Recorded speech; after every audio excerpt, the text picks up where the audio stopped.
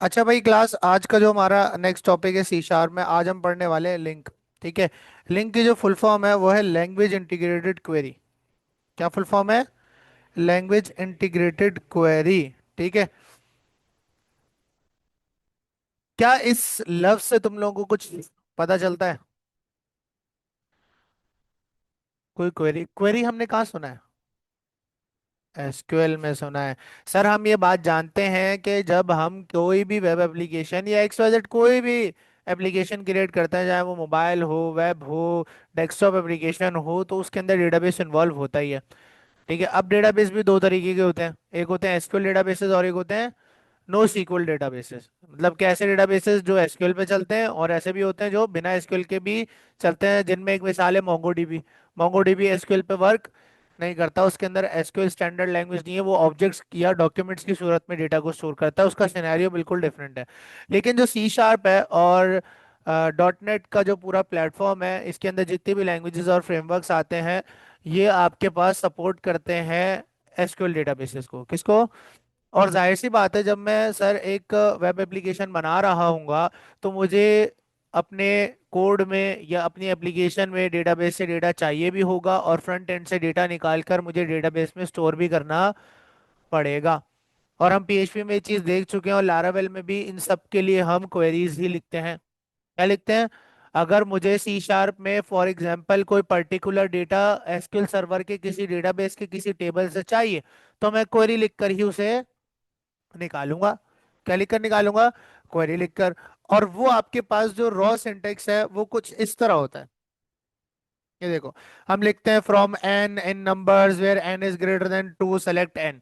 ये कुछ आपको एसक्यूएल टाइप नहीं लग रहा? क्वेरी की तरह नहीं लग रही है लाइन आपको? लग रही नहीं लग रही? तो बेसिकली जो लिंक है यानी लैंग्वेज इंटीग्रेटेड क्वेरी है, ये आपको सी शार्प और डॉट नेट में सपोर्ट देती है कि आप अपनी कलेक्शंस या अपनी डेटा की डिफरेंट सोर्सेज। अब देखो, डेटा की एक सोर्स नहीं हो सकती, डेटा की डिफरेंट सोर्सेज हो सकती है। डेटा की सोर्स जो है वो मेमोरी से भी आ सकती है। मेमोरी से क्या मुराद है? कलेक्शंस। लिस्ट कहाँ स्टोर होती है? मेमोरी में। एरे कहाँ स्टोर होता है? मेमोरी में। जितनी भी कलेक्शंस पढ़ाई थी वो सब मेमोरी में, जेनेरिक नॉन जेनेरिक दोनों। ठीक है। उसके बाद एरेज आ जाते हैं। एरेज के बाद एक्सएमएल भी तो डेटा की सोर्स हो सकती है। एक्सएमएल क्या है? एक्सएमएल एक ऐसी मार्कअप लैंग्वेज है जो डेटा को अपने पास स्टोर करती है और ट्रांसपोर्ट करने के लिए यूज की जाती है। एक्सएमएल एक ऐसी लैंग्वेज है। फिर आती है जेसन। क्या आती है? जेसन। जेसन भी एक ऐसा फॉर्मेट है जिसमें हम डेटा को स्टोर करके रख सकते हैं और इधर से उधर ट्रांसपोर्ट भी कर सकते हैं। ठीक है, ट्रांसफर कर सकते हैं। ठीक है। इसके अलावा जो मेन सोर्स ऑफ डेटा होती है वो डेटाबेस होता है। डेटाबेस का कोई टेबल। बात समझ आ रही? तो डेटा हासिल करने की बहुत सारी सोर्सेस हो सकती हैं। अब वो सोर्स तो आपको किसी ना किसी तरह सी शार्प के अंदर या डॉट नेट में मिल जाएगी। आपको डेटाबेस का टेबल भी आपको एक्सेस करने को मिल जाएगा, आप लिस्ट भी बना लेते हो, आपको एक्सवाइजेड कोई कलेक्शन भी बना लेते हो, उसके अंदर डेटा भी स्टोर कर देते हो, जेसन भी बना लेते हो, उसके अंदर डेटा स्टोर कर देते हो, एक्सएमएल भी बना लेते हो, उसके अंदर डेटा स्टोर कर देते हो। लेकिन जहां बात आती है, अब उन सारी डेटा सोर्सेज में से कुछ फिल्टर करना है, कुछ स्पेशल सेलेक्ट करना है, उन सारी सोर्सेज में से किसी चीज की एवरेज निकालनी है, किसी का सम निकालना है, किसी का मिनिमम निकालना है, किसी का मैक्सिमम निकालना है, उसकी ग्रुपिंग करनी है, उस पर फिल्ट्रेशन करनी है, कंडीशन लगाकर डेटा निकालना है, या उसमें जो डेटा पड़ा है उसको ट्रांसफॉर्म करना है किसी और वैल्यूज के अंदर। तो ये तमाम ऑपरेशन करने के लिए सी शार्प आपको लिंक देता है। क्या देता है? लिंक। Language integrated query. ठीक है। तो लैंग्वेज इंटीग्रेटेड क्वेरी क्या है? लैंग्वेज इंटीग्रेटेड क्वेरी आपके डेटा की सोर्स, यहाँ देखो, लिंक सी शार्प में डेटा को, डेटा मींस हर वो सोर्स जिसमें डेटा होगा, एक्सएमएल हो, जेसन हो, कोई कलेक्शन हो, कोई एरे हो, डेटाबेस का टेबल हो, जेसन हो, एक्सवाइजेड, सारी डेटा की सोर्सेज पर अगर आपको फिल्ट्रेशन करनी हो, सॉर्टिंग करनी हो, कोई सिलेक्शन करनी है, या उन्हें मैनेज करने का आसान तरीका चाहिए हो, बिना ज्यादा लूप्स लिखे या बिना किसी कॉम्प्लेक्स सिचुएशन, कॉम्प्लेक्स मेथड्स या कॉम्प्लेक्स स्टेटमेंट्स के बजाय, तो हम यूज करते हैं लिंक का। ठीक है। तो ये बेसिकली बहुत अच्छा कॉन्सेप्ट है। इससे हम क्या होता है, इससे हम जो एसक्यूएल की लंबी लंबी क्वेरीज हैं उन्हें कॉम्प्लेक्स उस कॉम्प्लेक्सिटी से बच जाते हैं। ठीक है, हमें वो क्वेरीज नहीं लिखनी पड़ेंगी, from table, fetch this, select this, और ग्रेटर देन, और वेयर वेयर पता नहीं क्या क्या हमें क्वेरी के अंदर लिखना पड़ता है। ज्वाइन की क्वेरी लगाओ तो कितनी लंबी हो जाती है। तो सारी कॉम्प्लेक्सिटी को इसने क्या कर दिया है, शॉर्ट कर दिया। क्या कर दिया है, शॉर्ट। कि अगर आपको किसी भी डेटा की सोर्स से, अब यहाँ सिर्फ कलेक्शंस की बात नहीं कर रहा, डेटा की सोर्स की बात कर रहा है, इसका मतलब है कोई भी डेटा की सोर्स हो सकती है, चाहे वो एक्सएमएल का डॉक्यूमेंट हो, चाहे जेसन का डॉक्यूमेंट हो, चाहे आपके पास डेटाबेस का टेबल हो, चाहे कोई कलेक्शन हो, चाहे कोई एरे हो। ये सब डेटा की सोर्सेज होती हैं। क्या होती हैं, डेटा की। इनमें से कुछ भी फिल्टरिंग, सॉर्टिंग, मैनेज करना है, कुछ ट्रांसफॉर्म करना है, मिन मैक्स एवरेज कुछ भी निकालना है, तो मैं किसका यूज करूंगा, लिंक का यूज करूंगा, जो कि आपके पास एक फंडामेंटल कोर कॉन्सेप्ट है आपकी सी शार्प का, जो आपको इस बात की सपोर्ट देता है लैंग्वेज के अंदर, कि आप एसक्यूएल की जो कॉम्प्लेक्स क्वेरीज है उन्हें बिना लिखे बड़े एक शॉर्ट हैंड सिंटेक्स के अंदर ये सारे काम अपनी डेटा की सोर्सेज पे कर सकते हो। डेटा की सोर्सेज हमने आज तक बनाना सीखी है, लेकिन उन पर फिल्टरिंग, सॉर्टिंग, उन्हें रिवर्स करना, उनमें से पहला लेटर उठाना, पहला वर्ड उठाना, ये सब हमने नहीं सीखा। वो सपोर्ट हमें कौन देता है, लिंक देता है। ठीक है। अब लिंक आपके पास दो तरीके का सिंटेक्स आपको प्रोवाइड करता है। यानी कि लिंक को आप अपनी डेटा सोर्सेज पर दो तरीके की टाइप से लगा सकते हो, दो तरीके की सिंटेक्स देता है आपको। एक है क्वेरी सिंटेक्स, पहला है, जो कि थोड़ा कॉम्प्लेक्स होता है। ठीक है। इसके अंदर जैसे यहाँ पर मैंने आपको दिखाया था कि फॉर एग्जांपल यहाँ देखो ये कर क्या रहा है, ये आपके पास एक एसक्यूएल की क्वेरी की तरह को सिंटेक्स लिख रहा है, फ्रॉम एन इन नंबर्स। अब नंबर्स यहाँ पर कोई डेटा की सोर्स है, नंबर्स क्या है यहाँ पर, डेटा बोल रहा है, एन उठाओ किस में से, नंबर्स में से, जहां पर एन क्या हो, बड़ा हो। यानी कि वो सिर्फ वो नंबर उठा लो नंबर्स में से जो दो से बड़े हो, और उन्हें क्या कर लो, सेलेक्ट करके किस में रख दो, रिजल्ट में रख दो। तो ये आपके पास क्वेरी सिंटेक्स होता है, यानी कि ऐसा सिंटेक्स जो क्लोजर टू एसक्यूएल क्वेरी होता है, क्लोजर टू एसक्यूएल क्वेरी होता है। और ये थोड़ा कॉम्प्लेक्स हो सकता है, क्योंकि इसके अंदर वर्ड्स को याद रखना, कौन सा क्लॉज कब लगेगा, ये आपके लिए क्या हो सकता है, थोड़ा सा डिफिकल्ट। तो ये लिंक का पहला सिंटेक्स है जिससे हमें अपने डेटा की सोर्सेज पे फिल्टरिंग, सॉर्टिंग, मैनेज, यानी क्वेरी सिंटेक्स लिखकर मैं सारी चीजें कर सकता हूँ। और ये बिल्कुल एसक्यूएल की तरह होता है, यानी एसक्यूएल की क्वेरीज की तरह होता है। इसे क्या कहते हैं, क्वेरी सिंटेक्स, क्या कहते हैं। लेकिन मॉडर्न सी शार्प के अंदर क्वेरी सिंटेक्स वाइडली यूज नहीं होता, क्योंकि इसके बजाय आपको एक बहुत ही शॉर्ट हैंड और बहुत आसान सिंटेक्स दे दिया गया है, जिसको हम कहते हैं मेथड सिंटेक्स। क्या कहते हैं, यानी कि आपको ये पूरे पूरी क्वेरीज के बजाय दे दिए गए हैं मेथड्स। बोल रहे मेथड लगाओ और अपना काम का चला लो। आपको ये फ्रॉम, इन, सेलेक्ट, एंड ये सब लिखने की जरूरत नहीं है।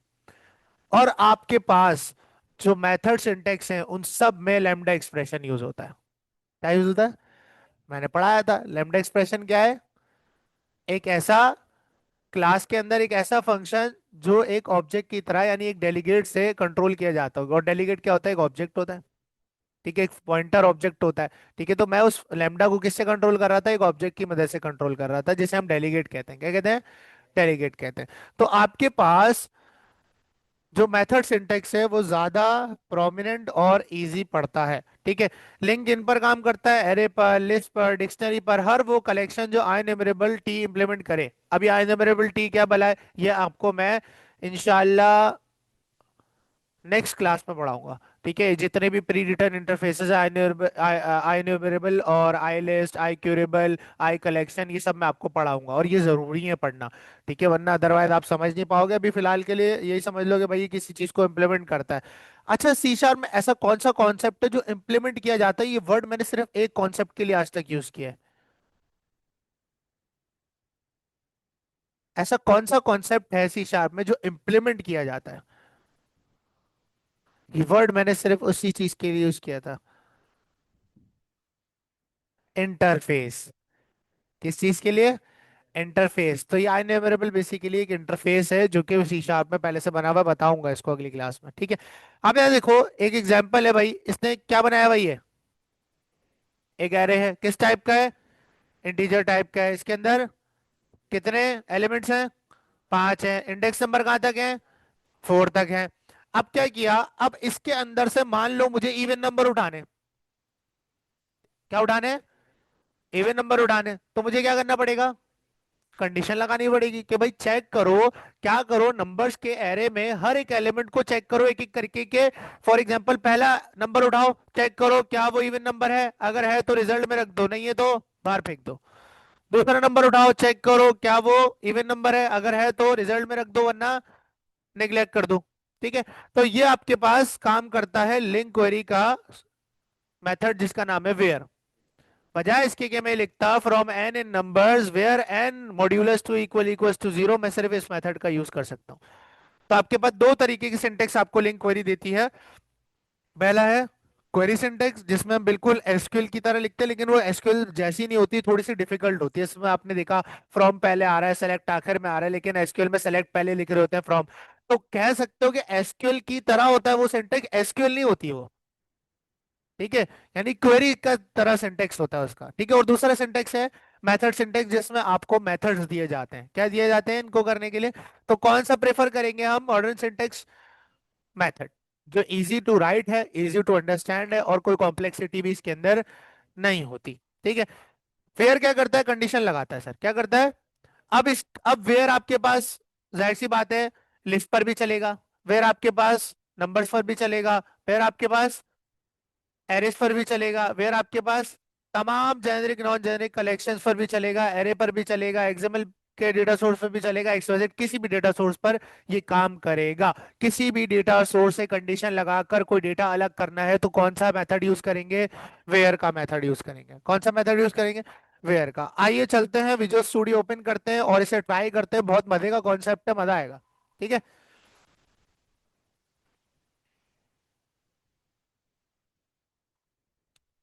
कंसोल ऐप सेलेक्ट करेंगे।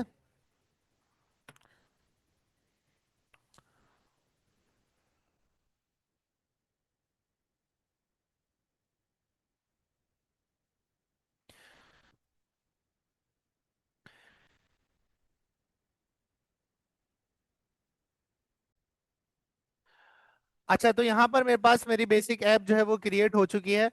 अब क्या करेंगे? अब हम एक डेटा की सोर्स बनाएंगे। अब चाहे एरे बना लो, चाहे लिस्ट बना लो, चाहे हैश सेट बना लो, चाहे डिक्शनरी बना लो, ये आपकी मर्जी है। ठीक है। हम एक एरे बना लेते हैं यहाँ पर, इंटीजर टाइप का। मैंने उसका नाम रख दिया लेट सपोज नंबर्स।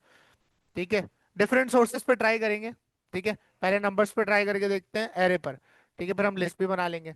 अब मैं चाह रहा हूँ इसमें से वो तमाम नंबर्स एक कंडीशन लगाकर मैं अलग कर दूं जो इवन नंबर्स हैं। अब इवन नंबर की कंडीशन हमें पता है कि नंबर जो है उसे अगर मैं मॉड्यूलस करूँ टू से, अरे मेरा जो नंबर है अगर मैं उसको मॉड्यूलस करूँ टू से और वो रिमाइंडर क्या दे, जीरो, तो वो इवन नंबर होता है। आपको कंडीशन पता होनी चाहिए। ठीक है। तो आपने बोला जो आपकी डेटा की सोर्स है नंबर्स की, आपने बोला नंबर्स पर वेयर, वेयर का आपने क्या लगाया? क्या लगाया? मेथड। जो कि आपको कौन देती है? लैंग्वेज इंटीग्रेटेड क्वेरी मेथड देती है आपके सोर्स ऑफ डेटा पर फिल्ट्रेशन करने के लिए कंडीशन के हिसाब से। ठीक है। अब देखो ये क्या है? फंक। ठीक है। तो ये आपके पास एक डेलीगेट एज अ पैरामीटर लेता है। क्या लेता है? डेलीगेट। ठीक है। तो इसके अंदर हम देंगे एक लैम्डा एक्सप्रेशन। क्या देंगे? डन है। अब आपके पास एक एक करके जो नंबर है इस पैरामीटर में आता जाएगा, और उसके बाद मैं रिटर्न करूंगा। क्या करूंगा? रिटर्न। क्या रिटर्न करूंगा? N modulus two equals to zero. मैंने बोला नंबर्स पर वेयर का क्या लगाओ? मेथड लगाओ, जो क्या करेगा? एक एक करके नंबर को उठाएगा, एन में रखेगा। इस पैरामीटर का नाम कुछ भी रख सकते हैं, और फिर वो चेक करेगा क्या n modulus two equal to zero देता है। अगर देता है तो, अरे क्यों नहीं करने दे रहा? अरे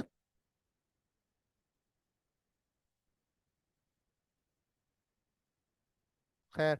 ठीक है। तो आपके पास n modulus two equal to zero अगर क्या हो, रिमाइंडर जीरो दे, तो वो नंबर्स आप अलग कर देना, और फिर किस में रख देंगे हम उसे?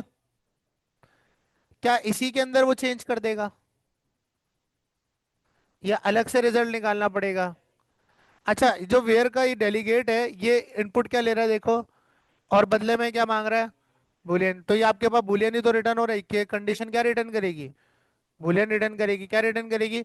अच्छा, अगर मैं रिटर्न हटा दूं, अगर मैं रिटर्न हटा दूं और ये भी हटा दूं तो कोई फर्क पड़ेगा? नहीं, क्योंकि अब ऑटोमेटिकली रिटर्न हो जाएगा। क्या हो जाएगा?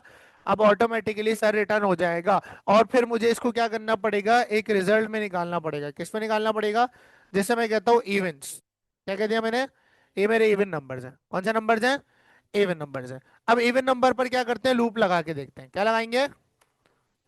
ठीक है। और यहाँ पर हम लोग कंसोल डॉट राइट लाइन करेंगे आइटम को, कि चेक करते हैं क्या इवेंट्स में आपके पास खाली इवन नंबर आए या सारे आ गए।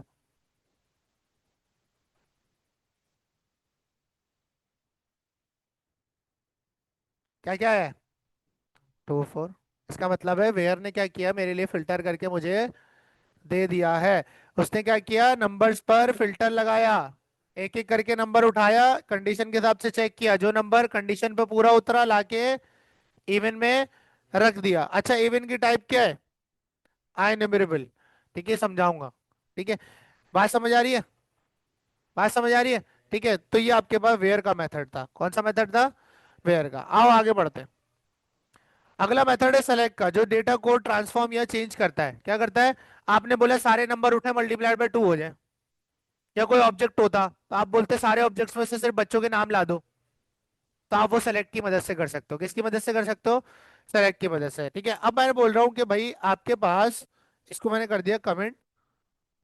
ठीक है, और मैंने बोला numbers dot select, numbers dot select. ठीक है, नंबर्स डॉट सेलेक्ट में एन उठाओ, और एन उठाने के बाद क्या करो, सारे नंबर्स को मल्टीप्लाइड बाय 2 कर दो। तो मैंने क्या किया, हर एक नंबर को ट्रांसफॉर्म कर दिया। यानी अब हर एक नंबर मल्टीप्लाइड बाय क्या हो जाएगा?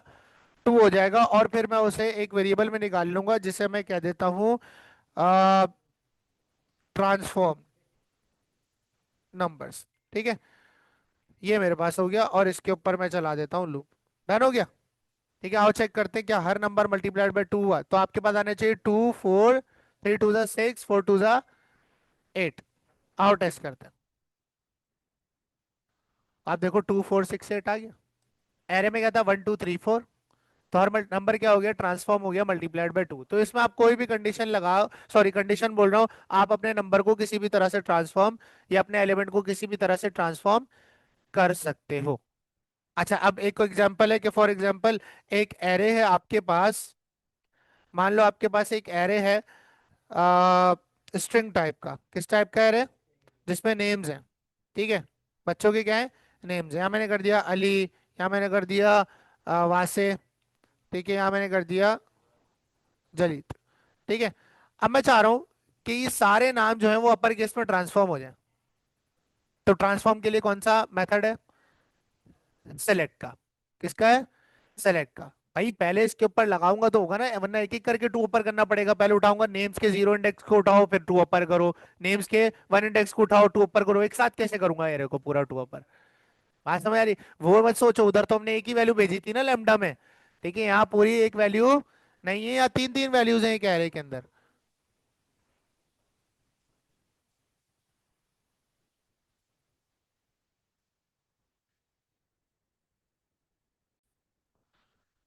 तो मैं बोलूंगा नेम्स में सारे नेम्स को क्या करो, सेलेक्ट करो एक एक करके। ठीक है, नेम उठाओ, और नेम को क्या करो फिर, नेम डॉट टू अपर। ये आपके पास हो गए सारे नेम्स टू अपर में कन्वर्ट। अब मैं आपके जो रिजल्ट है वो मैं निकाल लेता हूँ, अपर केस नेम्स या अपर नेम्स। ठीक है, अपर नेम्स की मैंने एक वेरिएबल के अंदर ये रिजल्ट निकाल लिया, और इसके ऊपर मैं क्या चला दूंगा, लूप चला दूंगा, और चेक करूंगा क्या मेरे सारे नाम जो है वो अपर केस में ट्रांसफॉर्म हुए या नहीं हुए। तो आप देख सकते हो मेरे सारे नाम अपर केस में ट्रांसफॉर्म हो गए। तो स्ट्रिंग हो, इंटीजर हो, सबके लिए डिफरेंट ट्रांसफॉर्मेशन है, और आप किसी भी तरह की सोच से कुछ भी कर सकते हो। ठीक है, आप चाहो तो कोई स्ट्रिंग लोअर केस में कर दो, उसका पहला लेटर उठा लो, एक्स वाई जेड कुछ भी आप ऑपरेशन सेलेक्ट की मदद से ट्रांसफॉर्म करवा सकते हो अपने एलिमेंट्स को, अपनी कलेक्शन के एलिमेंट्स को। ये बात सबको समझ आ गई?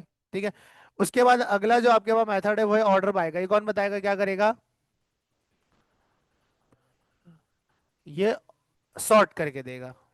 ठीक है, तरतीब लगा कर देगा। अगर नंबर्स आगे पीछे हैं तो सॉर्ट करके देगा आपको। अब यहाँ एक काम करते हैं कि वही नंबर्स वाला एरे उठा लेते हैं। ठीक है, और यहाँ पर मैं इसकी तरतीब बिगाड़ के शो करता हूँ। ठीक है, मैंने कहा 5 3 4 2 एंड 1।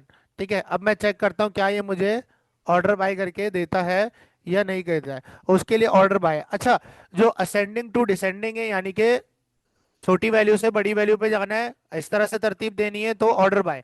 और अगर डिसेंडिंग है तो उसके लिए order by descending. Order by ascending नहीं है, उसका नाम है सिर्फ order by. Order by ascending में करता है, और order by descending descending order में, यानी कि बड़ी वैल्यू से छोटी वैल्यू पे आपके पास ट्रांसफॉर्म करता है। आओ इसे ट्राई करते हैं। मैंने बोला नंबर्स डॉट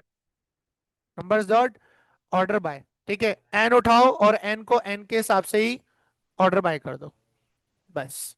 इसमें कोई कंडीशन या कोई ट्रांसफॉर्मेशन नहीं होगी, बात आपको ये पता होनी चाहिए। ठीक है, और इसको मैं एक वेरिएबल में निकाल लूंगा जिसे मैं कहता हूँ ऑर्डर नंबर्स। ठीक है, डन हो गया। और इसके ऊपर क्या चला देंगे, लूप चला देंगे, चेक करेंगे क्या मेरे पास ऑर्डर नंबर्स में तरतीब से आ रहा है या नहीं आ रहा है। देखो तरतीब आ गई, तरतीब से आ गया। और इसी को अगर मैं क्या कर दूं, इसी को मैं ऑर्डर बाय डिसेंडिंग कर दूं, तो आपके पास क्या हो जाएगी तरतीब। ठीक है, आपके पास डिसेंडिंग ऑर्डर में तरतीब हो जाएगी। बात समझ आ गई।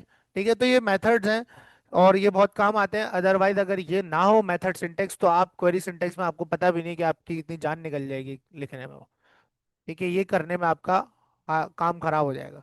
ठीक है, तो और आगे चलते हैं सर। फिर आता है फर्स्ट। फर्स्ट क्या करेगा, कलेक्शन का पहला एलिमेंट उठा कर देगा। क्या उठा कर देगा, पहला एलिमेंट उठा कर देगा। ठीक है, तो यहाँ पर लिखते हैं आपके पास मुझे अपने नंबर्स में से पहला एलिमेंट चाहिए, यानी कि जो नंबर्स एरे मैंने ऊपर बनाया हुआ है, नंबर्स डॉट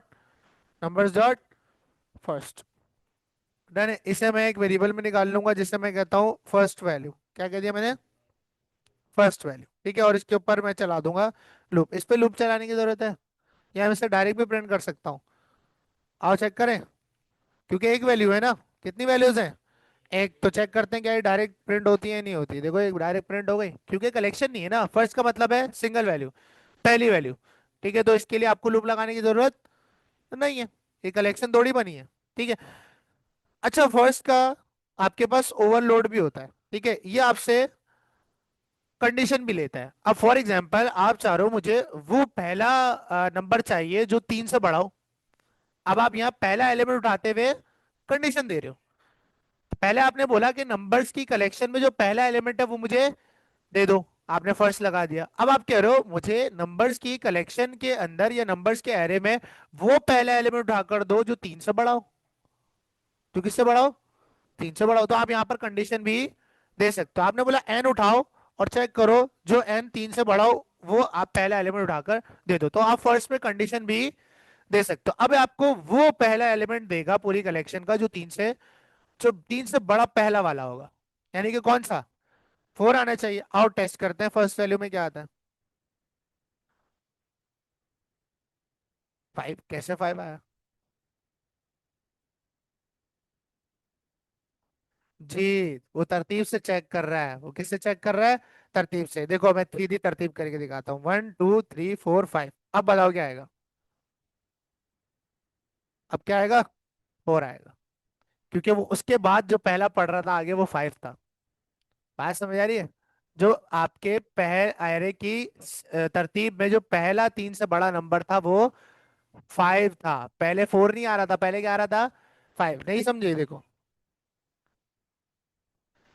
इस पूरी कलेक्शन में अगर आप लाइन से देखो तो पहला कौन सा नंबर है जो 3 से बड़ा है, तो इसलिए यही तो हो रहा है। बात समझ आ रही है। अगर मैं इसी तरतीब को सीधा कर दूं तो पहले 4 आएगा, तो 4 लाके देगा वो। बात समझ आ रही है। ठीक है, ये सीन है। डन है।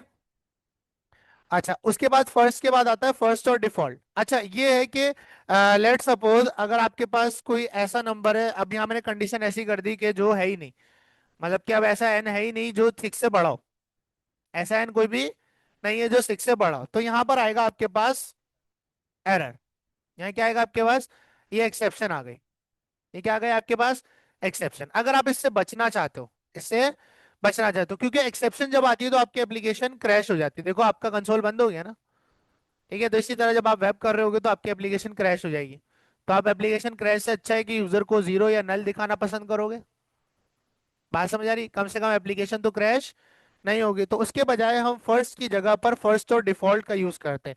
ये फर्स्ट की तरह है, बस अगर कोई वैल्यू मैच नहीं होती, यानी कोई ऐसी वैल्यू नहीं मिलती जो आप कंडीशन दे रहे हो, तो उसके बजाय ये आपको scalar data types, scalar means value types पर, value type integer, boolean, double, अगर ये टाइप्स हैं आपकी कलेक्शन में, तो आपको डिफॉल्ट वैल्यू जीरो देगा।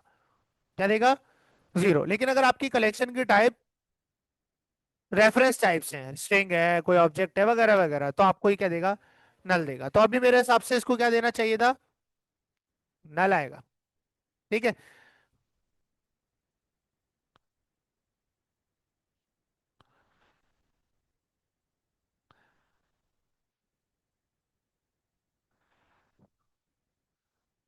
अच्छा, फर्स्ट और डिफॉल्ट लगाते हैं, एप्लीकेशन नहीं जल्दी थी। ठीक है, फर्स्ट और डिफॉल्ट लगाते हैं, और अब चेक करते हैं हमें क्या देगा। क्या देना चाहिए इसे? जीरो या नल?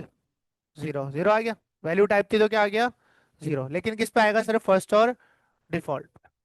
ठीक है, फर्स्ट पर वैल्यू ना मैच होने पर आपकी एप्लीकेशन क्रैश होकर एक्सेप्शन फेंकेगी, और फर्स्ट और डिफॉल्ट पर आपको जीरो या नल मिलेगा, जिससे कम से कम आपकी एप्लीकेशन क्रैश होने से बच जाएगी। अच्छा, जिस तरह फर्स्ट और डिफॉल्ट है, इसी तरह लास्ट और लास्ट और डिफॉल्ट है। इसका ऑपोजिट, लास्ट मींस लास्ट वाला एलिमेंट और कंडीशन के हिसाब से जो मैच हो रहा होगा।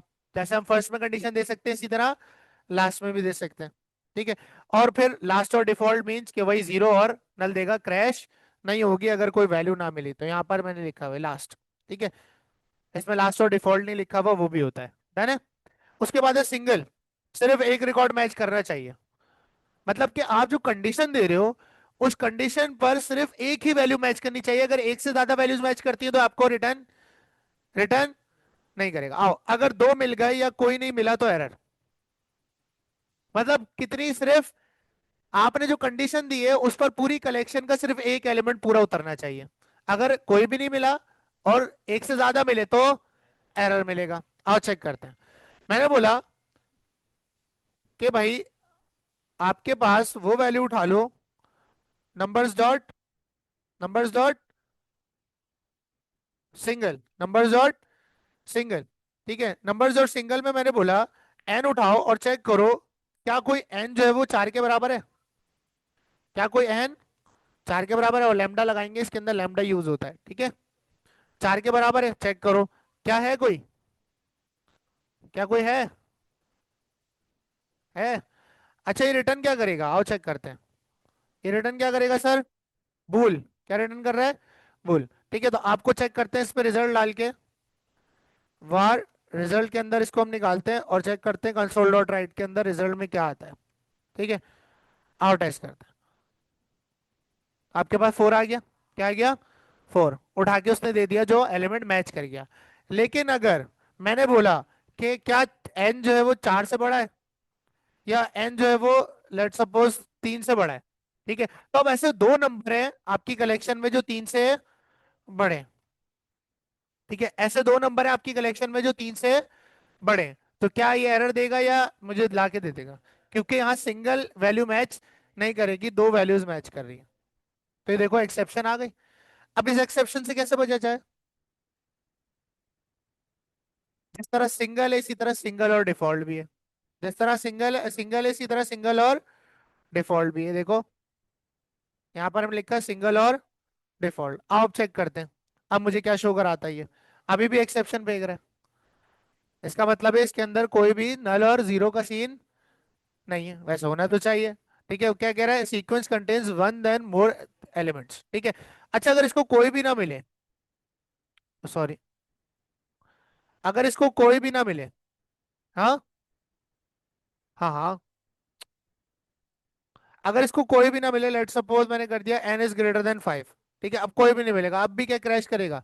अब क्या दे रहा है? जीरो। इसका मतलब है ये सिर्फ फर्स्ट और डिफॉल्ट मुझे एक्सेप्शन तब नहीं दे रहा जब इसको कुछ नहीं मिल रहा। लेकिन अगर इसको एक से ज्यादा वैल्यूज मिलती हैं जो मैच कर रही है, तो तब ये एक्सेप्शन देगा। फर्स्ट और डिफॉल्ट का ये नेचर है। क्या नेचर है? ये तभी एक्सेप्शन नहीं देगा जब जीरो वैल्यूज है, यानी कोई भी मैच नहीं करी। लेकिन अगर एक से ज्यादा मैच करेंगे तब भी क्रैश होगा, जैसे सिंगल हो रहा था। लेकिन सिंगल में ना मैच होने पर भी क्रैश होगा। ठीक है, तो इससे तो बच सकते हैं कि अगर कोई ना मिली तो कम से कम बच जाए। ठीक है, एक से ज्यादा मिली तो फिर एरर आ जाएगा, एक्सेप्शन आ जाएगी। ठीक है, उसके बाद है एनी। एनी मीन्स चेक करता है क्या कोई रिकॉर्ड एग्जिस्ट करता है या नहीं, मतलब कंडीशन मैच करके क्या कोई कोई एक आधा ऐसा रिकॉर्ड है या नहीं। ठीक है, मतलब ये सिंगल वैल्यू पे बेस नहीं करता, ये सिंगल वैल्यू पे बेस नहीं करता, वो बस चेक करता है भाई ऐसा कोई रिकॉर्ड है, और बदले में क्या देता है देखो, भूल। अगर मिला तो ट्रू, नहीं मिला तो फॉल्स। आओ चेक करते हैं। मैंने कहा नंबर अरे में जाओ और चेक करो एनी, क्या तुम्हें कुछ ऐसा मिलता है। एन उठाओ और चेक करो क्या तुम्हें कोई ऐसा एन मिलता है जो ग्रेटर देन 3 हो। अब ऐसे दो एन है, कितने एन है, दो एन है, यानी कि 4 और 5। आओ चेक करते हैं आपके भूल रिजल्ट में क्या आता है। ठीक है, कंसोल डॉट राइट करते हैं किसको, रिजल्ट को, रन करते हैं तो आपके पास क्या आना चाहिए, ट्रू या फॉल्स, ट्रू।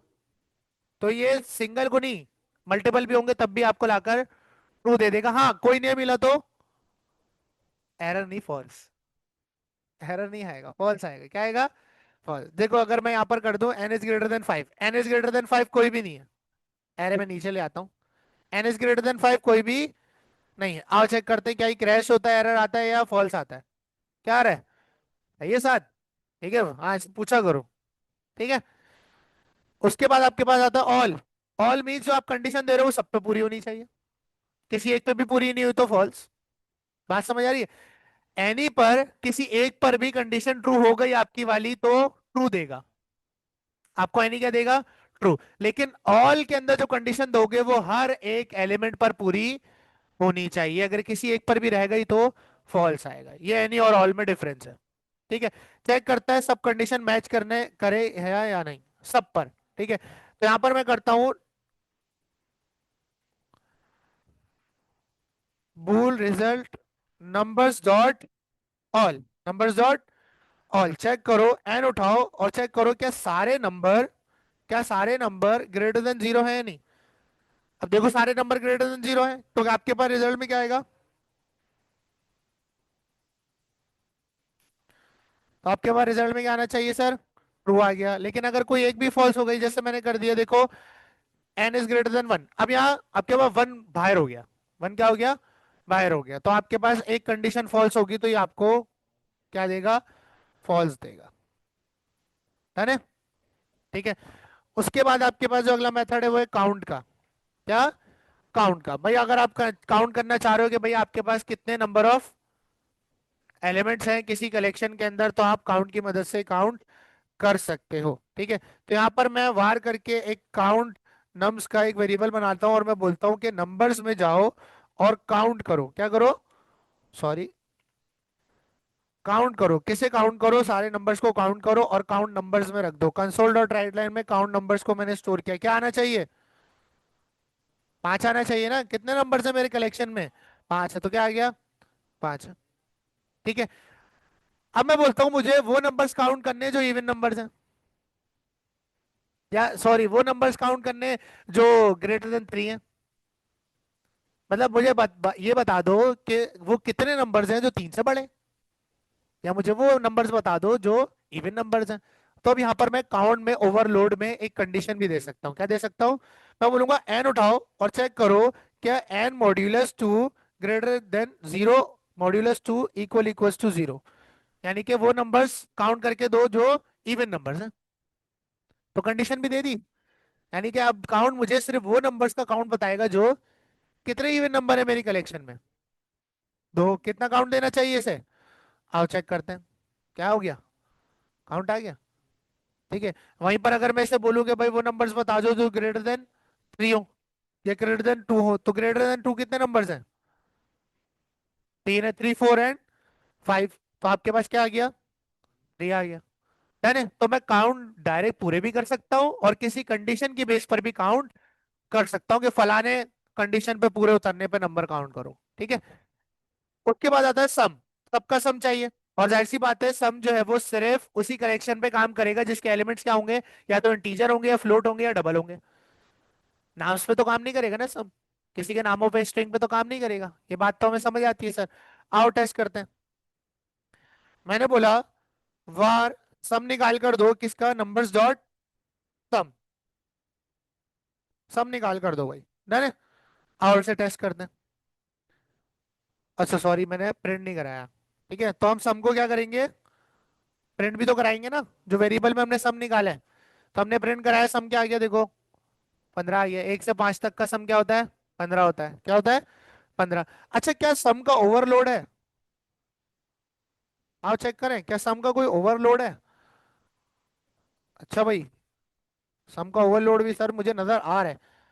अगर मतलब मैं ट्राई करके देखना चाह रहा हूँ भाई, मुझे वो नंबर सम करके दो जो 3 से बड़े हो, या वो नंबर सम करके दो जो इवन नंबर हो, या वो नंबर सम करके दो जो ऑड नंबर हो। तो क्या वो मैं इसमें कर सकता हूँ, आओ ट्राई करें।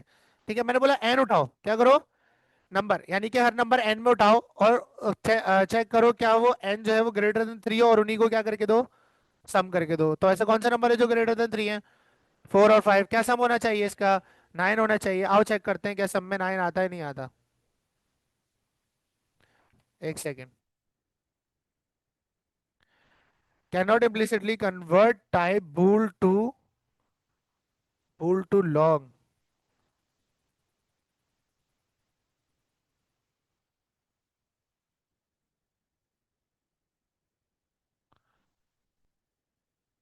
एक सेकेंड, इसके ओवरलोड देखने दो मेरे को। इंटीजर डेसिमल चाहिए इसे, इंटीजर इंटीजर से तो दे रहा हूँ। इंटीजर डबल, इंटीजर भूल नहीं है क्या इसमें।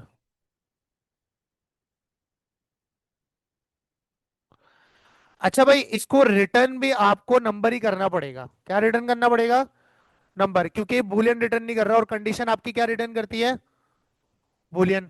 ठीक है, तो इसको देखना पड़ेगा कि अगर इसके अंदर कोई ऐसा ओवरलोड वैसे है नहीं। डन है।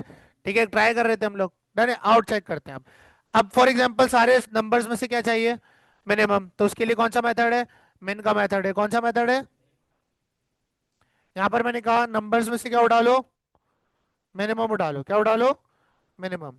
और इसे वेरिएबल में रखने के बजाय मैं इसी को कंसोल डॉट राइट में रख रहा हूँ, क्योंकि वो लंबी हो रही है वेरिएबल में। ठीक है, तो देखते हैं क्या ये मुझे मिनिमम ला के देता है नहीं देता है। देखो मिनिमम ला दिया, और मैक्सिमम भी लाकर देगा मैक्स से, किससे, मैक्स से। ठीक है, ये आ गया मैक्स से। उसके बाद आपके पास एवरेज, ये एग्रीगेट फंक्शंस एसक्यूएल के याद है, सब, मिन, मैक्स, एवरेज, काउंट, ये वो थे। ठीक है, तो वो आपको क्वेरी से लिखने नहीं पड़ेंगे, मेथड लगाओ और आपका काम हो जाएगा। क्या था आपके पास, एवरेज, एवरेज नंबर चाहिए भाई। ठीक है, तो जाहिर सी बात है, पैरेंथेसिस नहीं लगाए तो एरर आएगा ना। ठीक है, तो आपके पास एवरेज नंबर देखते हैं क्या आता है सर, 3, दरमियाना नंबर। ऐसा ही है ना, 1 2 4 5 के बीच में क्या है, 3 एवरेज नंबर है। ठीक है, उसके बाद आपके पास आता है डिस्टिंग। डिस्टिंग किसे कहते हैं, एसक्यूएल में पढ़ाया था, रिमूव करता है। अगर आपके पास किसी कलेक्शन में डुप्लीकेट वैल्यूज हैं, तो आपको वो डुप्लीकेट वैल्यूज एक एक दफा शो करवाएगा, डुप्लीकेट्स रिमूव करके शो करवाएगा। अगर कोई वैल्यू 2 दफा आ रही है तो उसे एक दफा ही दिखाएगा। ठीक है, अगर आप चाह रहे हो कि भाई आपकी कलेक्शन में डुप्लीकेट्स हैं, और आप चाह रहे हो एक ऐसी कलेक्शन बन जाए जिसमें उस कलेक्शन से डुप्लीकेट्स हट जाएं, और जो डुप्लीकेटेड वैल्यूज हैं वो एक एक बार नजर आए, तो आप क्या करते हो, उसे डिस्टिंग का मेथड से काम कर लेते हो उसका। ठीक है, तो डिस्टिंग का मेथड लगाएंगे, किसका मेथड, तो यहाँ पर डुप्लीकेट करनी भी तो पड़ेगी। यहाँ पर मैंने 4 को डुप्लीकेट कर दिया, और यहाँ पर मैंने 2 को। आओ चेक करते हैं। ठीक है, अब मैंने बोला नंबर्स पे क्या करो, नंबर्स को डिस्टिंग कर दो। क्या कर दो, यानी इनमें से डुप्लीकेट वैल्यूज रिमूव कर दो। डुप्लीकेट वैल्यूज क्या करो, और एक नई कलेक्शन में रख दो जिसका नाम आपने रख दिया फिल्टर्ड कलेक्शन। डन है। ठीक है, और आपने कंसोल डॉट राइट लाइन, अब सॉरी इसके ऊपर हमें क्या चलाना पड़ेगा, इसके ऊपर आपको क्या चलाना पड़ेगा, लूप चलाना पड़ेगा। ठीक है, तो हम किस पर लूप चलाएंगे, फिल्टर्ड कलेक्शन पर। ठीक है, इसको रन करते हैं और चेक करते हैं क्या मेरे डुप्लीकेट्स रिमूव हुए या नहीं। देखो डुप्लीकेट्स रिमूव हो गए फिल्टर्ड कलेक्शन में। ठीक है, अच्छा अब आगे बढ़ते हैं। टेक, टेक क्या करता है, टेक मींस के आपके पास पिक कर लो, स्टार्ट से इतनी वैल्यूज है, इतने एलिमेंट्स। ठीक है, स्टार्ट से इतने रिकॉर्ड्स ले लो। ठीक है, यानी कि टेक 3 तो शुरू के 3 रिकॉर्ड आ जाएंगे, टेक 4 तो शुरू के 4 रिकॉर्ड आ जाएंगे। ठीक है, तो यहाँ पर हम लोग फॉर एग्जांपल बोलते हैं कि भाई टेक क्या हो गया इसको? मैंने बोला नंबर्स में से क्या टेक कर लो, दो रिकॉर्ड उठा लो शुरू के, यानी कि वन और टू, और उसे आप एक वेरिएबल में रख दो जिसे टेक वैल्यूज कह दिया मैंने। ठीक है, और इसके ऊपर मैंने क्या चला दिया, लूप चला दिया। और ट्राई करते हैं भाई, क्या इसने मुझे दो वैल्यूज उठा कर दिया? नहीं उठा दी। ठीक है, इसी का ऑपोजिट है टेक का स्किप। ये स्किप करेगा शुरू से जितने आप इसे कहोगे, तो इसकी जगह मैं अगर स्किप कर दूं तो अब मेरे पास क्या क्या शो होगा टेक वैल्यूज में, थ्री और फोर और फाइव, यानी कि वन और टू क्या करेगा ये, हटा देगा। वन और टू नहीं हटाएगा, ये इतना आएगा, डुप्लीकेटेड भी तो है, two three four four five, ये डुप्लीकेट थोड़ी रिमूव करेगा, करेगा क्या? क्यों करेगा भाई, उसका काम थोड़ी है। ठीक है, तो ये सीन है सर। तो इसने वन और टू हटाया, two three four four five मुझे लाकर दे दिया, स्किप का ये काम है। उसके बाद कंटेंट्स, कंटेंट्स चेक करता है कि क्या पर्टिकुलर वैल्यूज आप इसे बता रहे हो वो मौजूद है कलेक्शन में या नहीं है, और ये आपको रिटर्न में बूलियन देता है। अगर मौजूद होगी तो ट्रू, वरना फॉल्स। जैसे मैं चेक करना चाह रहा हूँ मेरे नंबर्स की कलेक्शन में क्या नंबर फोर मौजूद है या नहीं है, तो मैं कंटेंट्स की मदद से चेक, कंटेंट्स की मदद से चेक कर सकता हूँ। आओ ट्राई करते हैं। मैंने बोला, मैंने बोला चेक करो क्या नंबर्स कंटेन करता है क्या चीज, क्या चीज, फोर। वैल्यू देनी है आपने इसको, क्या देनी है, फोर, और उस आपको बदले में क्या देगा, बूल देगा। क्या देगा, बूल। उसको मिल गई तो ट्रू, वरना फॉल्स। आओ कंसोल डॉट राइट लाइन में मैं लिखा रिस्पॉन्स या रिजल्ट। ठीक है, तो आपके पास से रन करते हैं तो आपको देखो क्या दे रहा है, ट्रू, क्योंकि फोर मौजूद उसे मिल गया। लेकिन यहीं पर अगर मैं कर दूं सेवन, क्या कर दूं, और रन करूं, तो आपके पास ये क्या बताएगा आपको, फॉल्स। क्या बताएगा, फॉल्स बताएगा। अब आगे बढ़ते हैं। अब ये बड़े मजे के जो है ना मेथड्स हैं, ये बेसिकली कन्वर्जन मेथड्स हैं।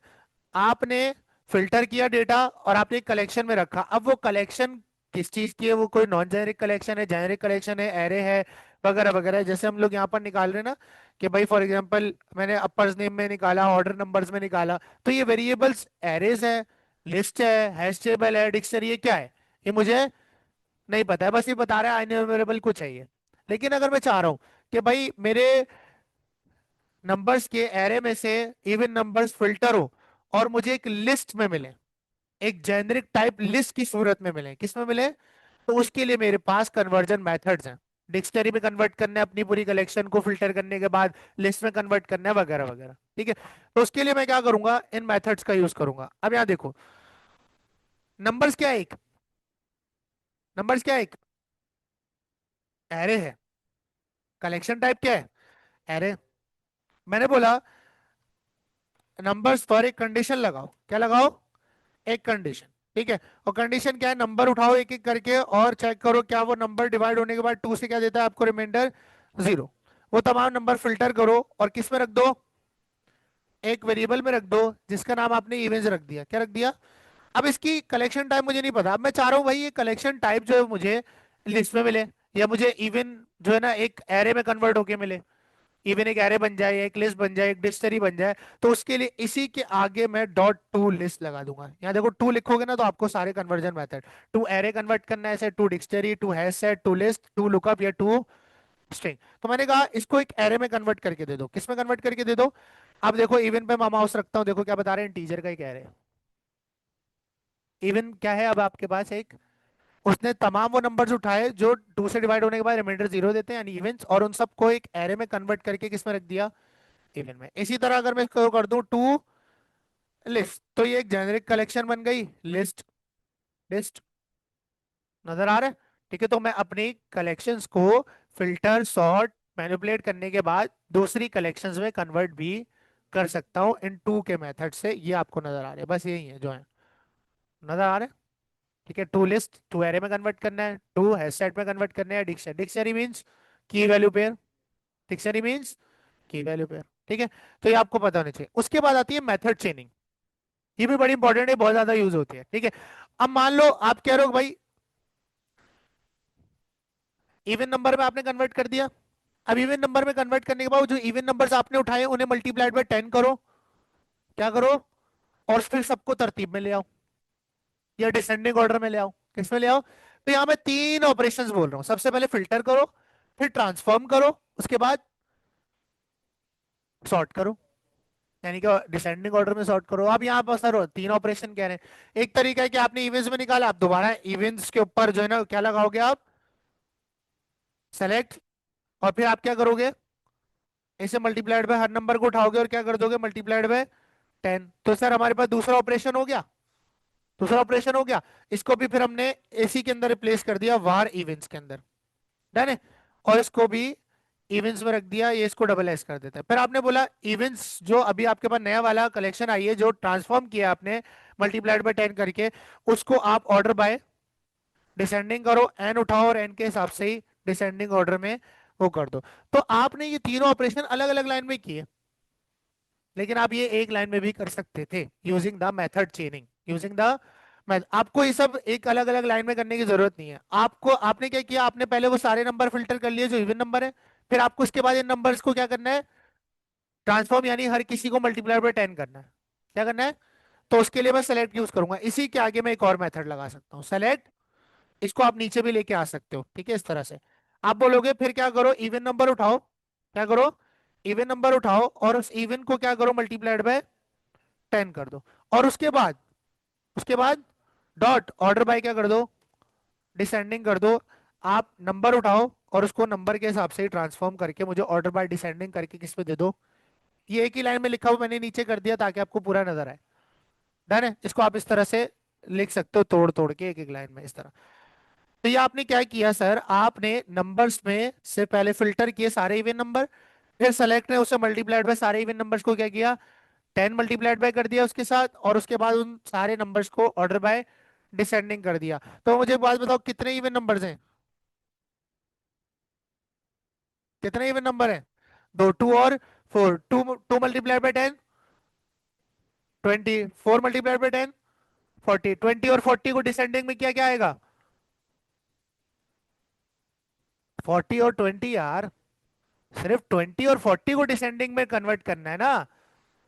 ठीक है, वैल्यूज तो 20 40 है। देखो सबसे पहले आपने फिल्टर किया किसके हिसाब से, इवन नंबर फिल्टर कर लिए। क्या फिल्टर कर लिए, इवन नंबर दो ही निकले, कितने निकले, दो, टू और फोर। वो अगले मेथड सेलेक्ट को मिल गए, किसको मिल गए, सेलेक्ट को। सेलेक्ट के पास इवन में टू और फोर आएगा, जिससे उसने क्या किया, मल्टीप्लाइड बाय, तो टू मल्टीप्लाइड बाय 10 और फोर मल्टीप्लाइड बाय 10, 40। दो नंबर आ गए 20 और 40, वो किसको मिले आगे, ऑर्डर बाय डिसेंडिंग को 20 और 40 मिला, और आपने बोला ऑर्डर बाय डिसेंडिंग करो, यानी कि 20 40 नहीं, अब क्या नजर आएगा, 420। अब देखो अगर मैं इवन के ऊपर लूप चलाऊं, for each items in even console dot write line item को प्रिंट करो, तो आपके पास 20 40 प्रिंट होना चाहिए, 2 4 या 40 20, 40 20। आओ चेक करते हैं,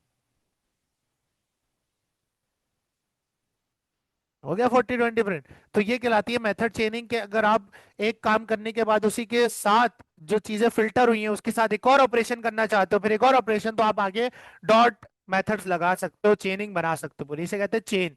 एक मेथड के बाद एक और मेथड, एक मेथड के बाद उसके ऊपर एक और मेथड लगा दिया। जो वेयरनेस फिल्टर किया उसे सेलेक्ट ने मल्टीप्लाइड बाय 10 कर दिया, और सेलेक्ट ने जिसे मल्टीप्लाइड बाय 10 किया, ऑर्डर बाय ने उसे डिसेंडिंग ऑर्डर में कर दिया। ठीक है, तो मेथड चेनिंग कहलाती है, ये रहा आपके पास। पहले फिल्टर किया, फिर मॉडिफाई किया, फिर सॉर्ट कर दिया। इस तरह से आप कोई भी मेथड किसी के साथ भी यूज कर सकते हो, डन है। ठीक है, उसके बाद ये क्वेरी सिंटैक्स है जो मैं आपको शुरू में बता चुका हूँ कि भाई अगर मुझे वो नंबर चाहिए जो ग्रेटर देन 2 है। अब देखो ये बोल रहा है नंबर्स में से वो नंबर्स उठाओ जो ग्रेटर देन 2 है और उन्हें एन में रख दो। ठीक है, ये करने के लिए मुझे जो मेथड सिंटैक्स है उसमें सिर्फ ये करना पड़ेगा कि मुझे लिखना होगा नंबर्स डॉट वेयर, मैंने बोला एन उठाओ और चेक करो क्या एन ग्रेटर देन 2 है, सॉरी लैम्डा का ऑपरेटर है क्या मेरा, ठीक है, ग्रेटर देन 2 है, उठा लो, ये इतना। और उसके लिए मुझे लिखना पड़ेगा from n n, from n n numbers where n is greater than 2 select n. तो ये ज्यादा इजी है या ये ज्यादा इजी है, तो क्वेरी सिंटेक्स इजी है ये। तो इसीलिए मॉडर्न सी शार्प में मेथड सिंटेक्स यूज किया जाता है, क्वेरी सिंटेक्स ज्यादा यूज नहीं किया जाता। लेकिन अगर आपको सीखना हो तो आप सीख सकते हो, कोई बड़ी बात नहीं। जिसको एसक्यूएल क्वेरीज आती है वो समझ जाएगा, बस इसमें एक ये थोड़ा सिंटेक्स है, आगे पीछे सेलेक्ट आकर में आ रहा है, वेयर बीच में आ रहा है, और आपके पास फ्रॉम पहले आ रहा है। ठीक है, तो ये आपको सीखना पड़ेगा, डन है। ठीक है, तो ये दोनों बातें एक ही है, वेयर से किया या इससे किया, दोनों बातें एक ही है। यही बता रहा है आपको ये। ठीक है। ये भी लिंक है, बस लिखने का स्टाइल डिफरेंट है। लिंक उन कलेक्शंस पर काम करती है जो आइनेबरेबल टी इंप्लीमेंट करते हैं। अब सर मुझे कैसे पता चलेगा कि वो कौन सी कलेक्शन है जो आइनेबरेबल का इंटरफेस इंप्लीमेंट करती है? ऑल्सो मैं आपको नेक्स्ट क्लास में बताऊंगा। लेकिन उसको जानने के लिए आप ये भी कर सकते हो कि लेट सपोज आपके पास एक लिस्ट है। क्या है? लिस्ट है। ठीक है। तो आपने क्या करना है, इस पर राइट क्लिक करना है और इसकी गो टू डेफिनेशन पे चले जाना है। कहाँ चले जाना है? ठीक है।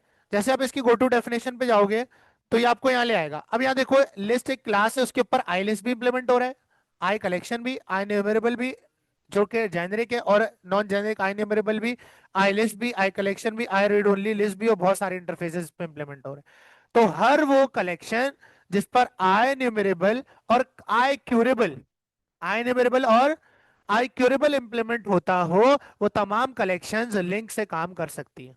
उन तमाम करेक्शन पे लिंक के मेथड्स काम करते हैं। अगर इस पे आई न्यूमेरेबल इंप्लीमेंट नहीं होता तो ये काम नहीं। ये बता समझाऊंगा, मैं डिटेल में पढ़ाऊंगा ये इंटरफेसेस। क्लियर है ये चीज? इसमें किसी का कोई सवाल इन मेथड्स में?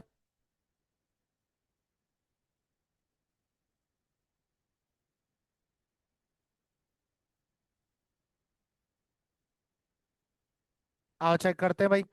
सर हमारे पास उमर का सवाल है कि सर अगर हम सबसे पहले तो उसको मान ले जाते हैं एवरेज के ऊपर। ठीक है। अगर हम 1 2 3 4 करते हैं तो आओ चेक करते हैं ये मुझे क्या निकाल कर देता है। हाँ, एवरेज का मतलब ही दरमियाना होता है एक तरह से। ना हाईएस्ट वैल्यू ना लोएस्ट वैल्यू, मिडिल वैल्यू। और ऑल नहीं समझ आया? भाई देखो, ऑल क्या करता है, ऑल को मैं कंडीशन देता हूँ। कहेंगे ऑल, हीरा, ऑल को मैं कंडीशन देता हूँ। ऑल का काम है, ये कंडीशन जो है वो आपकी कलेक्शन के हर एक एलिमेंट पर पूरी उतरनी चाहिए। अगर हर एलिमेंट पर पूरी उतरती है तो आपके पास ये आपको ट्रू देगा। अगर किसी एक पर भी फॉल्स हो गई तो फॉल्स। मतलब कैसे? मैंने बोला नंबर्स पर चेक करो किस कंडीशन को, कि हर नंबर जीरो से क्या होना चाहिए, बड़ा होना चाहिए। तो क्या हर नंबर जीरो से बड़ा है? तो मुझे क्या देगा? ट्रू देगा। अगर एक भी जीरो से छोटा हो गया तो फॉल्स देगा।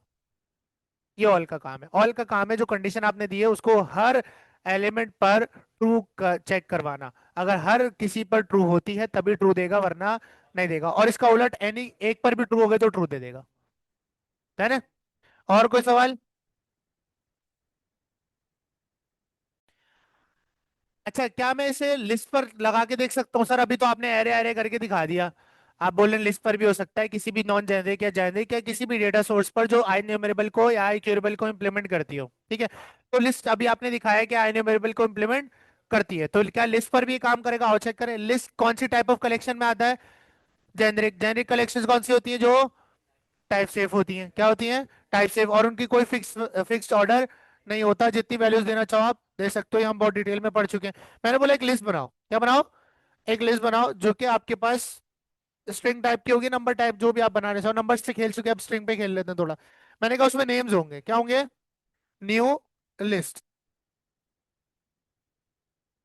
ठीक है। और उसके बाद मैंने कहा कि मैं डायरेक्ट इनिशियलाइजेशन करूंगा। क्या करूंगा? ठीक है। मैंने यहाँ पर नाम दे दिया एक, वहां से मैंने यहाँ पर नाम दे दिया अयान, यहाँ नाम दे दिया जरीत, और यहाँ मैंने एक नाम दे दिया उजैर। ठीक है। अब मैं चाह रहा हूँ इस लिस्ट के नाम अपर केस में हो जाए, या इसमें से वो नाम निकल आए जिनका नाम ए से स्टार्ट होता हो।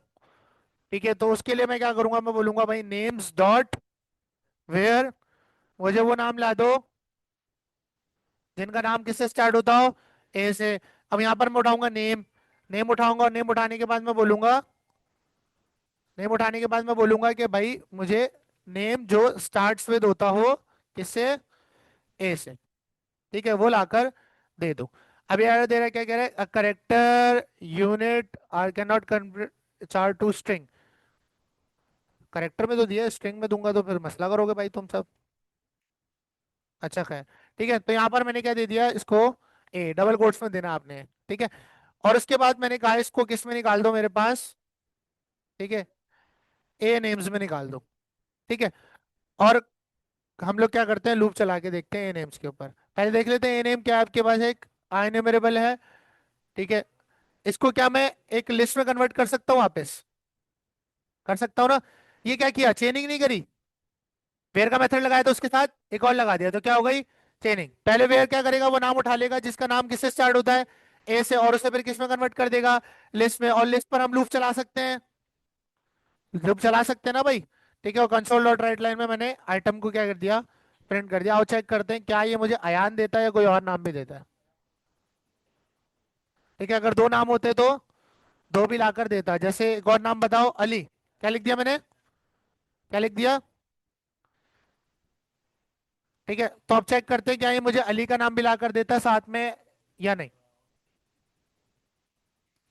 ठीक है, और इसको अपर केस में कन्वर्ट करना हो तो इसकी क्या आगे क्या लगा देंगे, यहाँ पर अपर केस लगा देंगे, टू अपर, क्या लगा देंगे।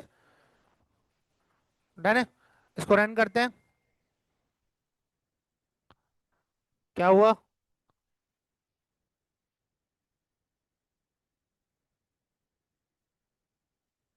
क्या कह रहा है, return a copy of this string converted to upper case.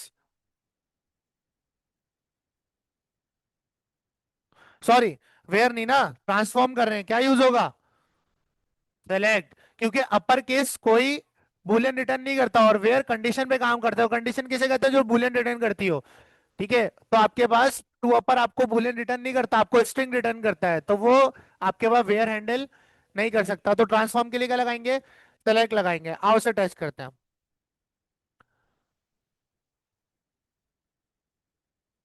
तो खैर है, वही तो कलेक्शन है, टू लिस्ट से लगा लो। ठीक है, यहाँ पर मैंने इसे लिस्ट में भी कन्वर्ट कर दिया वापस। डन है, सही है। क्यों दो आएंगे, अच्छा हाँ, ये अच्छा, ये अच्छा है। मुझे पहले वो नाम चाहिए जो ए से स्टार्ट होते हो, फिर उनको अपर केस में कन्वर्ट करना है, फिर लिस्ट में कन्वर्ट करना है। तीन ऑपरेशन, पहले वेयर लगेगा, फिर सेलेक्ट लगेगा, फिर टू लिस्ट। क्या लगेगा, टू लिस्ट। आओ ट्राई करते हैं। मैंने बोला मैंने बोला कि भाई नेम्स पे कंडीशन लगाओ। क्या कंडीशन लगाओ, नेम उठाओ। क्या उठाओ, नेम उठाओ। चेक करो क्या कोई ऐसा नाम है जो स्टार्ट्स में होता हो किससे, ए से। वो उठाओ, और उठाने के बाद आगे क्या करो, फिर वो नाम क्या कर लो सारे, सेलेक्ट। जो ए से शुरू होते हैं वो सारे नाम क्या कर लो, सेलेक्ट। और सेलेक्ट करने के बाद वो एन में आप उठा लो, और एन को क्या कर दो, dot to to upper case में ट्रांसफॉर्म कर दो। और उसके बाद उन्हें कन्वर्ट कर दो किसमें, एक लिस्ट में कन्वर्ट कर दो। तो अब आपके पास ए नेम एक लिस्ट है जिसमें ए वाले बच्चे के नाम आएंगे और अपर केस में आएंगे और लिस्ट की सूरत में आएंगे। तो अब आपके पास देखना, अयान और अली अपर केस में आपको शो होंगे। डन है, ठीक है। तो इस तरह से आप मल्टीपल काम भी कर सकते हो।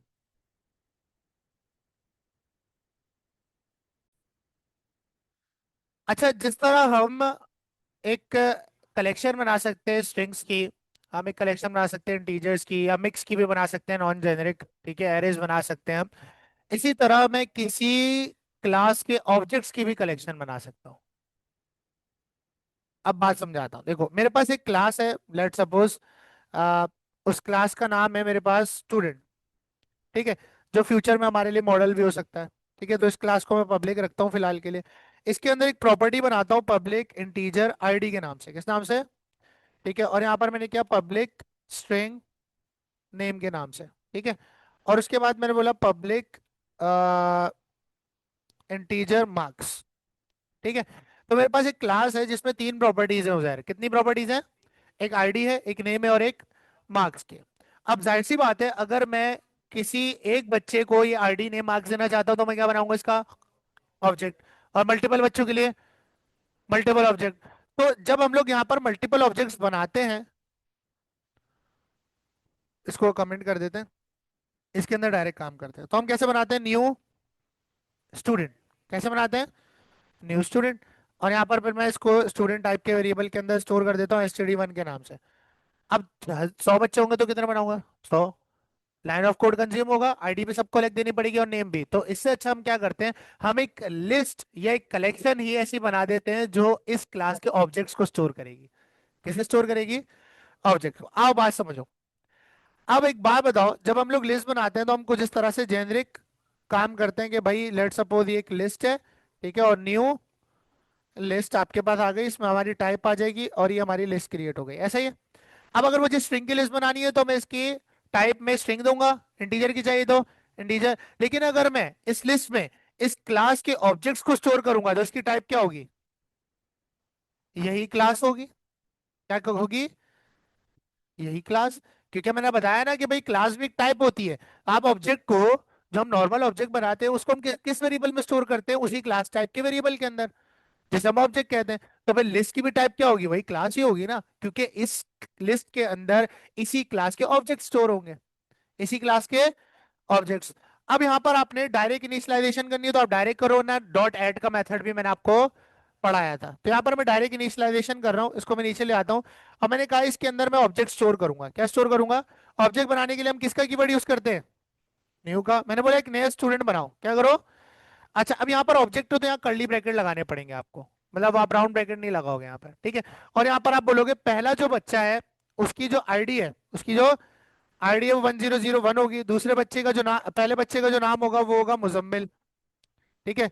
और जो उसके मार्क्स होंगे वो क्या होंगे? लेट सपोज 445, ठीक है। कॉमा लगाया, इसी को मैंने किया डुप्लीकेट, दूसरे बच्चे का मैंने ऑब्जेक्ट यहाँ पर स्टोर कर दिया। आईडी 2 कर दी, नाम मैंने यहाँ पर कर दिया उमर, ठीक है, और मार्क्स मैंने कर दिए फॉर एग्जाम्पल 400। मैंने एक और ऑब्जेक्ट लिया, आईडी मैंने कर दी 1003, नाम मैंने कर दिया जलीद, और मार्क्स मैंने कर दिए लेट सपोज 350, ठीक है। तो आप यहाँ पर देखो कि मैंने एक कलेक्शन बनाई है ऑब्जेक्ट्स की। तो सिर्फ कलेक्शंस में वैल्यू टाइप्स नहीं, रेफरेंस टाइप्स के ऑब्जेक्ट्स भी स्टोर हो सकते हैं। स्ट्रिंग क्या है? स्ट्रिंग भी तो रेफरेंस टाइप है। जब स्ट्रिंग स्टोर हो सकते हो तो किसी क्लास का ऑब्जेक्ट स्टोर नहीं हो सकता क्या? तो बजाय इसके कि मैं अलग अलग ऑब्जेक्ट बनाऊं, मैंने क्या बना दी उसकी एक कलेक्शन, एक लिस्ट कलेक्शन बना दी। क्या बना दी? एक लिस्ट कलेक्शन बना दी। अब अगर मुझे इन्हें प्रिंट करना है तो अगेन वही है कि भाई एक लिस्ट है, ठीक है, एक, इसको नाम मैं स्टूडेंट्स दे देता हूँ। क्या नाम दे दिया मैंने?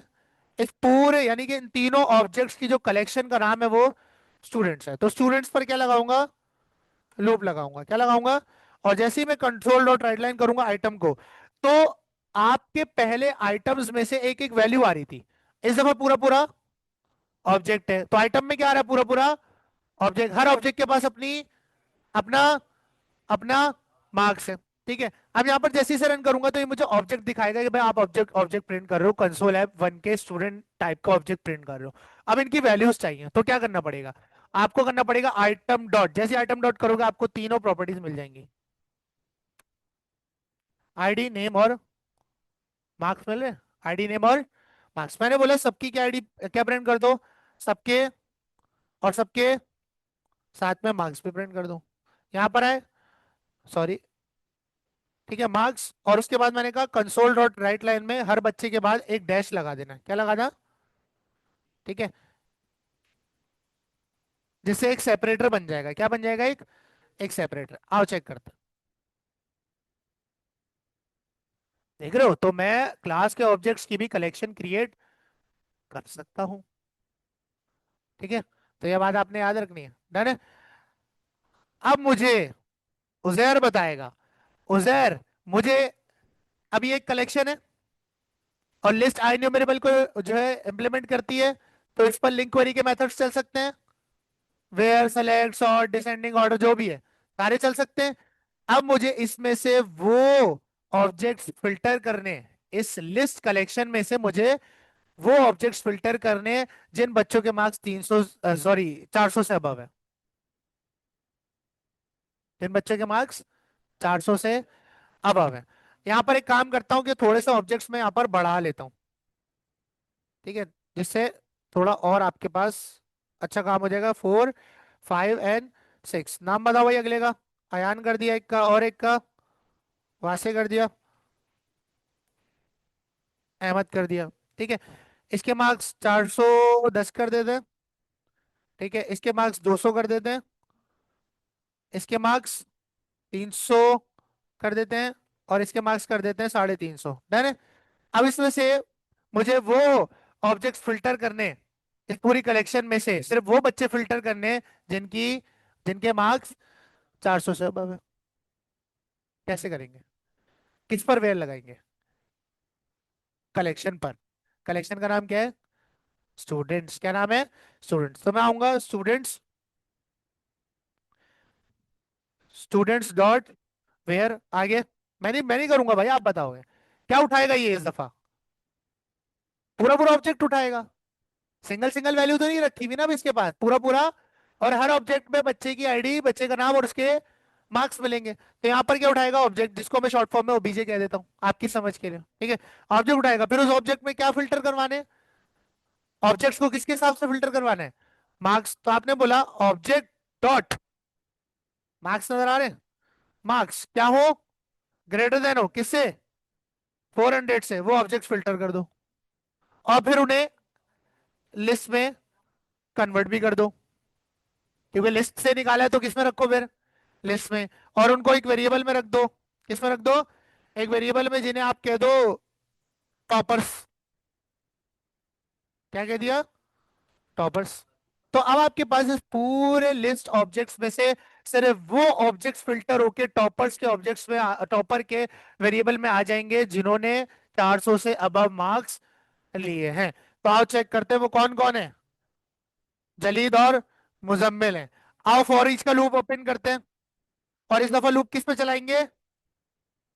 टॉपर्स पर। इस दफा लूप किस पे चलाएंगे? तो इस दफा आपके पास सिर्फ किसका रिकॉर्ड प्रिंट होना चाहिए? आइटम ही तो प्रिंट किया। देखो मुजम्मिल और जलीद प्रिंट हो गए। तो सिर्फ इंटीजर स्ट्रिंग नहीं, मैं पूरी पूरी क्लासेस के ऑब्जेक्ट्स भी इसमें स्टोर कर सकता हूँ। डन है? तो ये कराने का मकसद ये था। एक्चुअल में डॉट नेट में ये हो रहा होता है, स्ट्रिंग और इंटीजर पे नहीं खेलते, पूरे पूरे ऑब्जेक्ट्स पे खेल रहे होते हैं। डन है? ठीक है।